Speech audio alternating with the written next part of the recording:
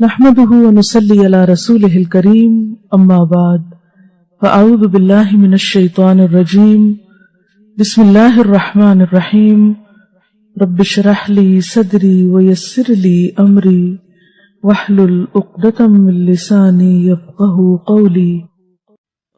صحبت اور غسل جنابت۔ صحابہ کرام رضی اللہ عنہم کے درمیان غسل جنابت کا ایک مسئلہ زیر بحث آیا۔ ایک گروہ کہتا تھا کہ غسل صرف دخول پہ فرض ہو جاتا ہے، انزال شرط نہیں، یعنی واٹر ڈسچارج جو ہے وہ ضروری نہیں۔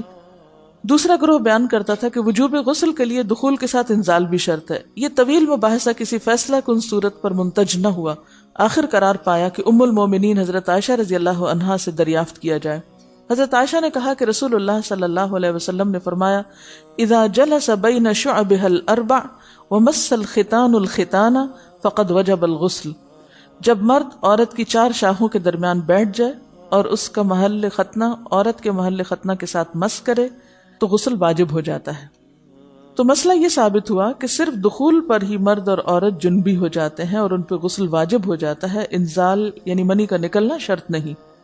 جنابت کے احکام۔ وجوب غسل کی حالت کو حالت جنابت کہتے ہیں۔ وجوب غسل یعنی جب غسل واجب ہو جاتا ہے تو اس حالت کو جنابت کہتے ہیں۔ جنابت کا لفظ جم سے، جم پہلو کو کہتے ہیں، بچنا۔ مندرجہ ذیل چار حالتوں میں مسلمان مرد اور عورت پر غسل کرنا فرض ہو جاتا ہے۔ نمبر 1، جوش کے ساتھ منی خارج ہونے کے بعد، اس میں احتلام بھی داخل ہے، یعنی کوئی ایسا خواب آئے یا ویسے۔ نمبر 2، صحبت کے بعد یعنی سیکشول انٹرکورس کے بعد۔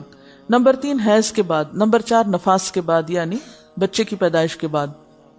اس میں یاد رکھیے کہ بہت سے لوگ پوچھتے ہیں کہ اگر خواتین انٹرنل چیک اپ کرواتی ہیں تو کیا اس سے غسل واجب ہوتا ہے؟ تو کوئی غسل واجب نہیں ہوتا جب تک کہ ان چار چیزوں میں سے کوئی چیز نہ ہو۔ اس میں یاد رکھیے کہ بہت سے لوگ پوچھتے ہیں کہ اگر خواتین انٹرنل چیک اپ کرواتی ہیں تو کیا اس سے غسل واجب ہوتا ہے؟ تو کوئی غسل واجب نہیں ہوتا جب تک کہ ان چار چیزوں میں سے کوئی چیز نہ ہو۔ صرف منی خارج ہونے سے بات نہیں، بلکہ جوش کے ساتھ منی خارج ہونے کے بعد غسل واجب ہوتا ہے۔ رسول اللہ صلی اللہ علیہ وسلم نے فرمایا، جب تم عورت کی چار شاخوں کے درمیان بیٹھ کر صحبت کرو تو تم پر غسل واجب ہو گیا، اگرچہ منی نہ نکلے۔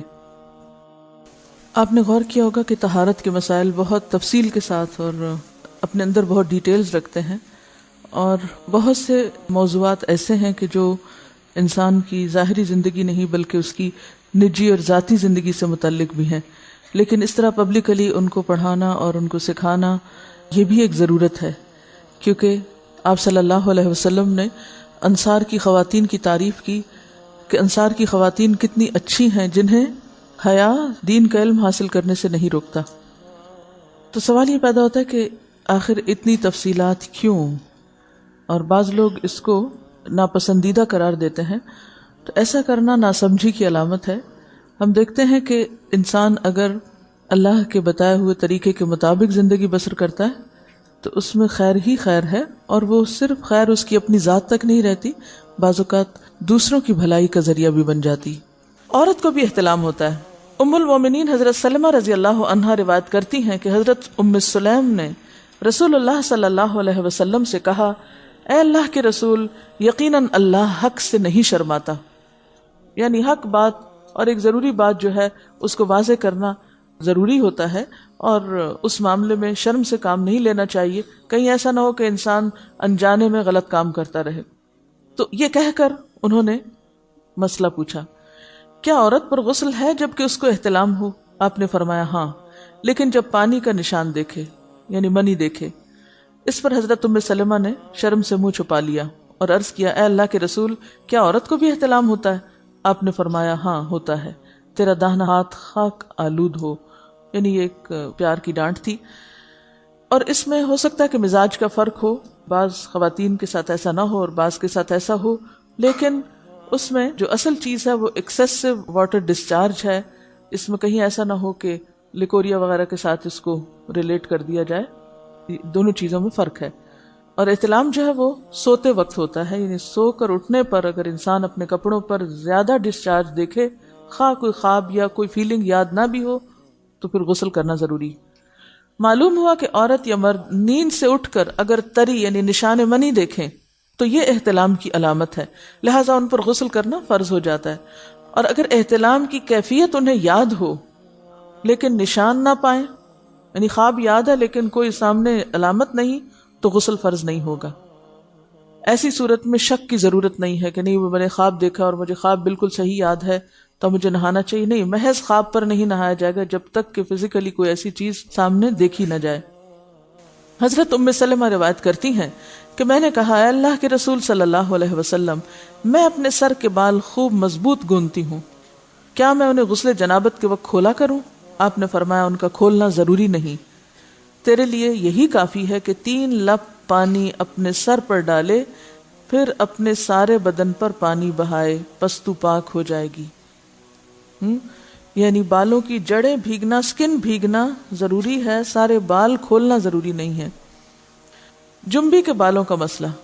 حضرت عائشہ کو خبر ملی کہ حضرت عبداللہ ابن عمرو عورتوں کو غسل جنابت کے لیے بال کھولنے کا حکم دیتے ہیں. فرمانے لگی، ابن عمرو پر تعجب ہے، انہوں نے عورتوں کو تکلیف میں ڈال دیا، وہ انہیں سر منڈوانے کا حکم کیوں نہیں دے دیتے؟ یہ حضرت عائشہ کی ڈانٹ تھی. یعنی وہ یہ تو کہہ رہے کہ عورتیں بال کھول کھول کے نہائیں، تو وہ پھر سیدھا یہی کہیں کہ عورتیں بال منڈوا لیں. میں اور رسول اللہ صلی اللہ علیہ وسلم ایک ہی برتن میں غسل کرتے، اور میں اپنے بال کھولے بغیر سر پر 3 چلو سے زیادہ پانی نہیں ڈالتی تھی. معلوم ہوا کہ غسل جنابت کے لیے بال کھولنے کی ضرورت نہیں، مگر یہ حکم صرف غسل جنابت کا ہے. غسل حیض کے لیے بالوں کا کھولنا ضروری ہے کیونکہ وہ مہینے میں ایک دفعہ ہے. حضرت عائشہ سے روایت ہے کہ انہیں رسول اللہ صلی اللہ علیہ وسلم نے غسل حیض کے لیے فرمایا، اپنے بال کھولو اور غسل کرو. اس میں آپ دیکھیے کہ دونوں چیزوں میں فرق کیوں ہے، دونوں کی نوعیت فرق ہے. اور حیض جو ہے وہ ایک نجاست کی کیفیت بھی ہے نا، قل ہوا اذی، تو اس کے بعد نہانا اور نہا کر خوشبو لگانا خاص طور پر اس کا سارا حکم آتا ہے. لیکن غسل جنابت میں نجاست کی وہ کیفیت نہیں ہے، یعنی حیض کا خون اور منی جو ہے ان دونوں کے حکم میں بھی فرق ہے.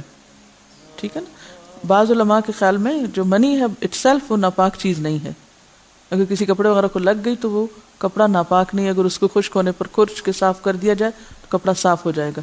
لیکن خون حیض پر آپ صلی اللہ علیہ وسلم کیا فرمایا؟ چٹکیوں سے مل مل کے اس کو صاف کر کے دھوئے. تو ان دونوں میں بھی فرق ہے، لہٰذا ان دونوں کے بعد نہانے کے حکم میں بھی فرق ہے. ایک میں بال کھولے جائیں گے اور بال بھی دھوئے جائیں گے اور بالوں کی جڑیں بھی دھوئی جائیں گی، جبکہ دوسرے عام غسل جنابت میں بال کھولنا اور پورے بال دھونا شرط نہیں. بہت سی بچیاں ایسی جن کی شادی ہوتی ہے اور اس کے بعد انہیں ان مسائل کا پتہ نہیں ہوتا، یا تو پھر شرم کے مارے نہاتی نہیں، یا نہاتی ہیں تو پھر وہ پورے بال دھو دھو کے سکھانے میں اور ان چیزوں میں اتنا وقت ضائع کر دیتی ہیں کہ پھر بعضوں کا شوہر کی نافرمانی اور آپس کے تعلقات میں ٹینشن، لوگوں کا خوف. تو اگر دین کا صحیح مسئلہ پتہ ہو تو انسان ان تمام مشقتوں سے بچ جاتا ہے اور ایک نارمل روٹین کی لائف گزار سکتا ہے.